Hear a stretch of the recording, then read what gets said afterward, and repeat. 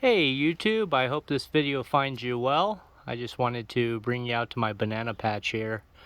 I was in the kitchen dehydrating some bananas, and I have a big bowl here of banana peels.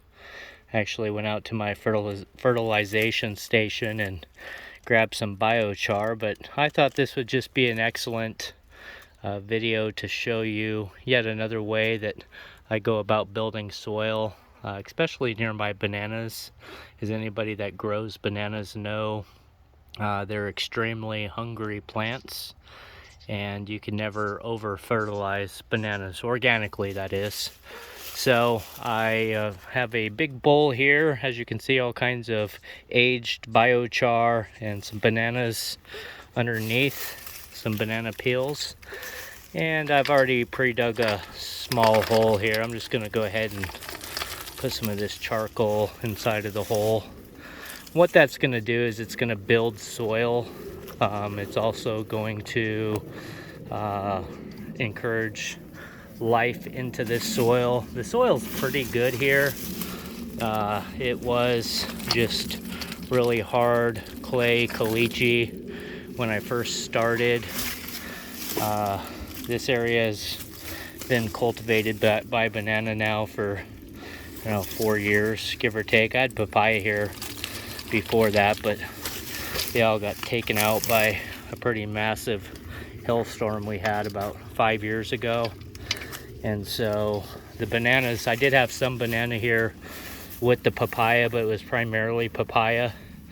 But the bananas survived and the papaya didn't. And so I thought, if we ever have another major hailstorm, I think the bananas would just do a much better job than the papaya, which has turned out to be the case, because we have had other hailstorms come through and the banana do fine. Their leaves get tore up a little bit, but outside of that, they hang in there. So what I'm going to do here is fill this back in with the soil that I took off. That really doesn't need to be super deep. If anything does end up resurfacing, I'll just put it back under, but I really don't have much issue with my dogs or anything digging up fruit scraps or veggie scraps. If I bury a chicken, sometimes I do bury chickens.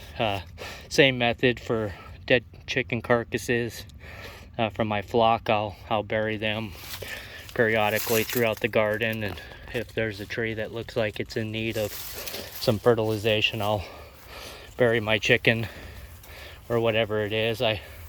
Actually, funny story, I was driving down the major highway here coming to my house, and there was a dead coyote on the side of the road. It looked like a fresh kill, and I just thought I'd pick him up and bring him home and bury him. And I grabbed him by the tail, and immediately as soon as I picked him up, I knew it was a mistake. He just stunk to high heaven, and I threw him in the back of my pickup truck, and his juices just splattered all over the back of my truck, and the whole ride home just stunk. And immediately got him out and dug a burial plot underneath a blood orange I have out front, and put him in there and put some metal grates on top so nothing could dig it up, and it just stunk out there for a good day and a half. But something that large, it was a pretty good sized coyote, something that large will fertilize that tree for a year or two, possibly longer with the bone. So it's, anything you get, food scraps. I was dehydrating banana and just had all kinds of peels, so I bring them out here, and they're banana and these are bananas, so the same organisms that would break down those peels will work really nicely right around these bananas. And so I try to fertilize like kind like that if I can. And so if I have plum scraps. I'll try to put them around plums and stone fruit and like kind, but food scraps always go to good use around here. As you can see, I've got some cardoon throughout. I've got cardoon and artichoke. There's an artichoke there, green globe.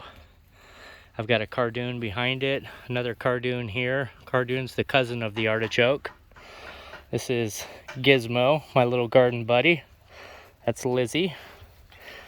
There's my other garden buddy here, Gringo. But this is my banana patch, and I'm hoping for a really good banana harvest this upcoming year.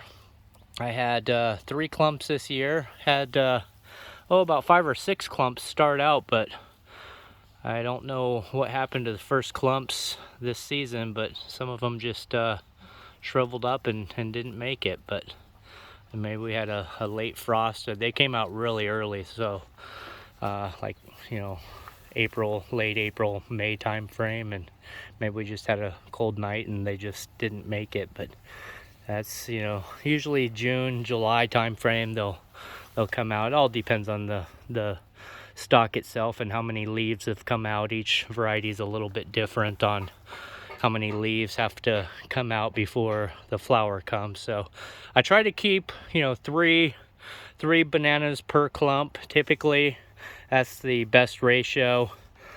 Sometimes I'll do 4, but any more than that, I start trying to pull them out of there. It just becomes a little much with the fertilization.